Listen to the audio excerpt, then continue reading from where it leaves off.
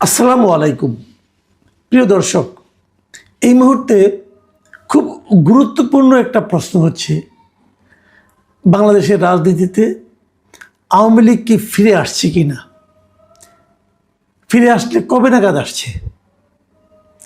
এই সরকার, যে সরকার বর্তমানে নির্বাচিত হয়েছেন, মানে বিএনপি সরকার, তাদের মনোভাব কি আওয়ামী লীগের প্রতি একটু নমনীয়? এই প্রসঙ্গগুলো কিন্তু এরই মধ্যে উচ্চারিত হতে শুরু করেছে। এবং আপনারা জানেন, আমি শুরু থেকেই বলে আসছিলাম যে আগে মানে পূর্ববর্তী অন্তর্বর্তীকালীন সরকার, তার যারা সহযোগী ছিলেন এনসিপি অথবা জামায়াতে ইসলামী, যাদেরকে আমরা বলি না কেন, তাদের মধ্যে একটা অ্যাটিটিউড ছিল যে আওয়ামী লীগ কোনো পলিটিক্যাল পার্টিই না। এবং এমনকি এই সরকারের উপদেষ্টা পরিষদের অনেকে, যেমন আমাদের অনেক বন্ধুবান্ধব,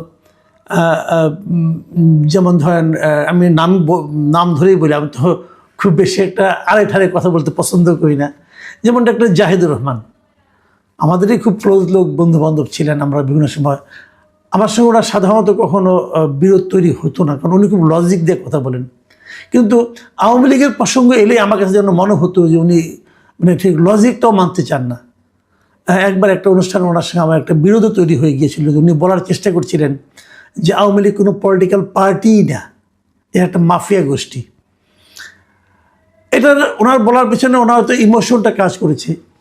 আমি নিজে আওয়ামী লীগকে পছন্দ করি কি করি না সেটা অন্য প্রসঙ্গ। আওয়ামী লীগ যখন ক্ষমতায় ছিল, আওয়ামী লীগের বিরুদ্ধে আমি অনেক কথা বলেছি, আওয়ামী লীগের দুর্নীতির কথা বলেছি। কিন্তু তার মানে আওয়ামী লীগ একটা রাজনৈতিক দলই নয়, এমন চিন্তা কিন্তু আমি কখনো করি না।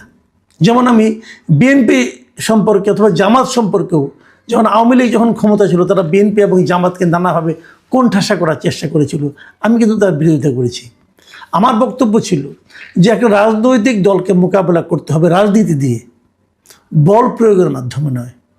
রাজনৈতিক দলকে যদি আপনি অপ্রাসঙ্গিক করতে চান, সেটা জনগণ করবে, আপনি গায়ের জোরে করতে পারবেন না। আমি সবসময় কথাটা বলে এসেছিলাম। যে কারণে আওয়ামী লীগ সম্পর্কে আমার সবসময় বক্তব্য ছিল যে আওয়ামী লীগ একটা বড় রাজনৈতিক দল। এদেশে একদম প্রত্যন্ত অঞ্চলে সাধারণ মানুষের মধ্যে এই দলের প্রতি এক ধরনের ফিলিংস কাজ করে। মানে আওয়ামী লীগের মতো এত সংগঠিত দল বাংলাদেশে দ্বিতীয়টা নেই। এটা হলো বাস্তবতা। আওয়ামী লীগের যারা নেতৃত্বে থাকেন, যারা নেতৃত্বে ছিলেন, তাদের কর্মকাণ্ডের কারণে এই দল নিজেও ক্ষতিগ্রস্ত হয়েছে, দেশটাও ক্ষতিগ্রস্ত হয়েছে। এই দুটো বক্তব্যকে আমি মানতে রাজি আছি, যার ফলস্বরূপ আওয়ামী লীগকে আজকে বিপদে পড়তে হয়েছে। সেই জন্য আমি দায়ী করবো কাউকে, আওয়ামী লীগের নেতৃত্বকে, কিন্তু দল ইটসেলফ আওয়ামী লীগকে দায়ী করার কোনো সুযোগ আছে বলে আমি মনে করি না। আমি নানা রকম উদাহরণ দিয়ে নানাভাবে এটা অনেক দিন ধরে বলে আসছি।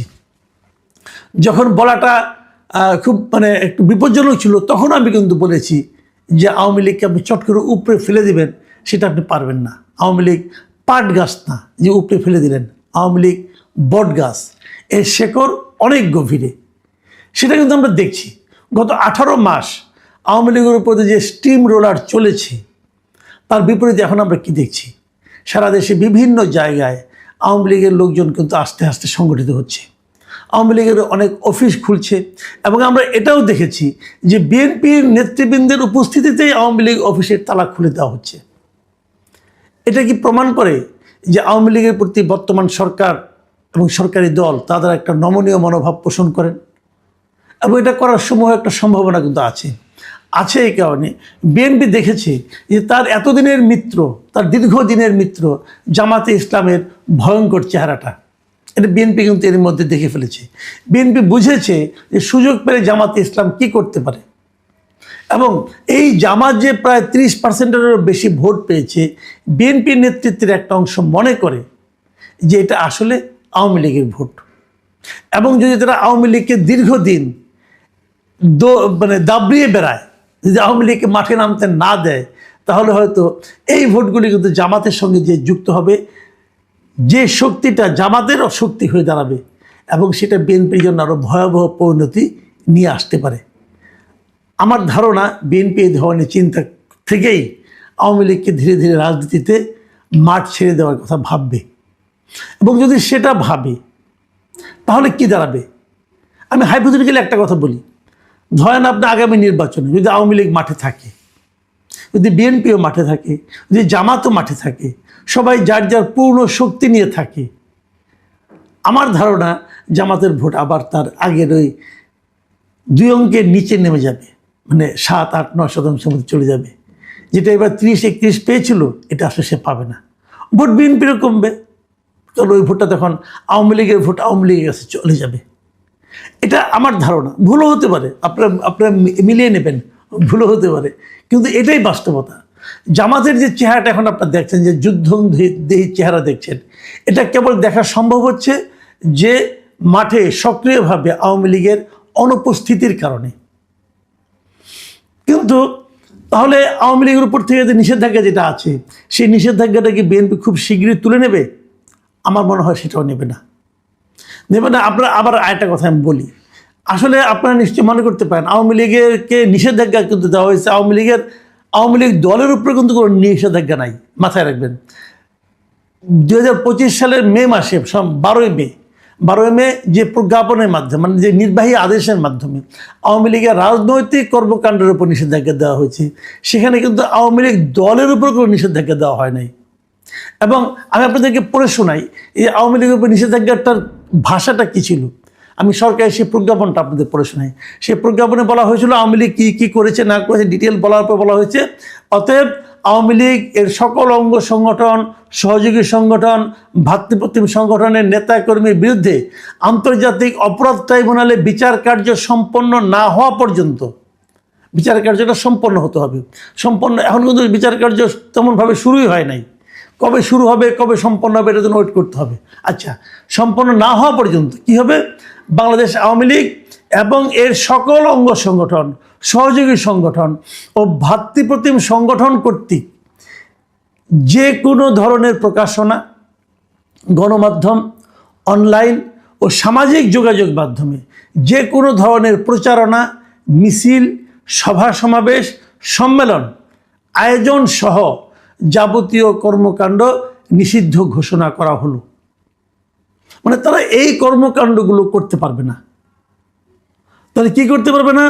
কোনো ধরনের প্রচারণা চালাতে পারবে না, মিছিল করতে পারবে না, সভা সমাবেশ করতে পারবে না এবং সম্মেলন করতে পারবে না, যাবতীয় কর্মকাণ্ড নিষিদ্ধ। তো এর মধ্যে কিন্তু ওর কার্যালয় বন্ধ থাকবে কি থাকবে না এটা কিন্তু নাই।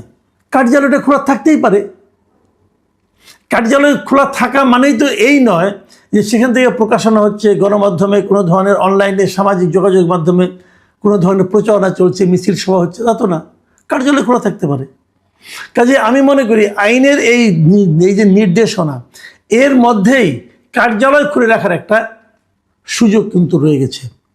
যদি সেটা হয়, এবং আমার ধারণা সেটা এখন হতে থাকবে আস্তে আস্তে, এবং আমার এটাও ধারণা আওয়ামী লীগ যদি সেন্সিবল হয় তারা তাড়াহুড়া করবে না। কারণ তাড়াহুড়া করলে বরং বিএনপি একটা চাপের মুখে পড়তে পারে, বিএনপি, জামাত অথবা এনসিপি চাপের মুখে পড়তে পারে।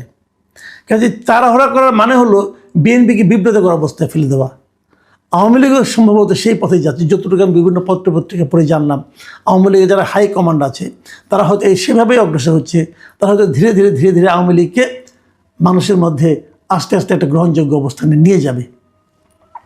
আমি সবসময় একটা কথা বলি, এই যে আওয়ামী লীগের ফিরে আসা, এটা যে এত দ্রুত আসবে এটা আমি নিজেও ভাবিনি। কিন্তু এটা কীভাবে সম্ভব হলো? আমার বিবেচনায় এটা সম্ভব হয়েছে ডক্টর ইউনূসের কারণে। ডক্টর ইউনূস গত 18 মাসে আওয়ামী লীগকে নিয়ে যে সমস্ত বাড়াবাড়িপূর্ণ কাজ করেছে, বাড়াবাড়ি করেছে, আমি বলবো অনেকগুলো বাড়াবাড়ি করেছে। পাশাপাশি তারা সরকারের চালনাতে একটা ব্যর্থতা পরিচয় দিয়েছে। তারা যত ব্যর্থতা পরিচয় দিয়েছে তত বেশি সংখ্যক মানুষ, তত বেশিবার মানুষ তার নিকট অতীতের সরকারের সঙ্গে ইউনূস সরকারের তুলনা করেছে, এবং তুলনা করে তারা ইউনূস সরকারের পক্ষে যাওয়ার মতো কোনো শব্দ, কোনো কারণ, কোনো লজিক খুঁজে পায়নি। এবং ইউনূস সরকারের প্রত্যেকটা ব্যর্থতা আওয়ামী লীগেরকে আবার রাজনীতিতে ফিরে আসার বাস্তবতা তৈরি করে দিয়ে গেছে। এটাই মূলত কারণ। এখন যদি আগামীতে বিএনপি সরকারের দেশ পরিচালনা এবং তার বিপরীতে জামাত এবং এনসিপির বাড়াবাড়ি যদি বাড়তে থাকে, তাহলে আমার ধারণা আওয়ামী লীগের প্রত্যাবর্তন আরও ত্বরান্বিত হবে।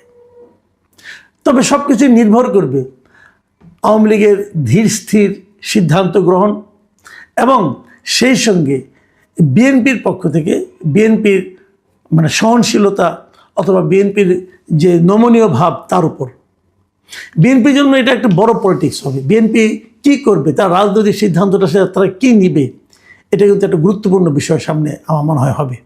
কারণ আমি দেখেছি বিএনপি উপদেষ্টা মণ্ডলের মধ্যে অনেকে আছেন যারা নাকি আওয়ামী লীগ, ঘোর আওয়ামী লীগ বিরোধী। তারা যদি সক্রিয় থাকেন, তারা যদি পাওয়ারফুল হয়ে যান, তাহলে হয়তো আওয়ামী লীগের ফিরে আসাটা স্মুথ হবে না। কিন্তু আওয়ামী লীগের ফিরে আসা যত কম স্মুথ হবে, যত বেশি বিরোধপূর্ণ হবে, তত কিন্তু রাজনৈতিকভাবে ক্ষতিগ্রস্ত বিএনপি হবে। এটা আমার ধারণা। আমার ধারণা যে এই দেশের সমস্ত রাজনৈতিক দলের একটা সহাবস্থান থাকুক, যে থাকে, তাহলে সেটা সবার জন্য ভালো হবে। তখন কে টিকবে কে টিকবে না সেটা জনগণের ইচ্ছার উপর নির্ভর করবে। এবং এই যে টিকে থাকা না থাকা, ক্ষমতায় যাওয়া না যাওয়া, রাজনীতি থেকে বিদায় হয়ে যাওয়া না যাওয়া, এই বিষয়টা যখন আপনি সম্পূর্ণভাবে জনগণের উপর ছেড়ে দিবেন, আপনি কেবল তখনই আশা করতে পারবেন যে দেশে একটা গণতান্ত্রিক পরিবেশ বিরাজ করছে। আমরা দেশে একটা গণতান্ত্রিক পরিবেশ চাই। আমরা চাই জনগণ সিদ্ধান্ত নিক কে থাকবে কে থাকবে না, রাজনীতির মাঠে কে বিরোধী দল হিসেবে থাকবে, কে সরকারি দল হিসেবে থাকবে, অথবা কে হারিয়ে যাবে, নিশ্চিহ্ন হবে, তার দায়িত্ব জনগণের উপর ছেড়ে দিন। জোর করে, অধ্যাদেশ জারি করে অথবা নির্বাহী আদেশ দিয়ে যদি কিছু করতে চান, সেটা সবসময় বুমেরাং হয়ে আপনার উপর ফিরে আসবে। প্রিয় দর্শক, এখন এ পর্যন্তই। আল্লাহ হাফিজ।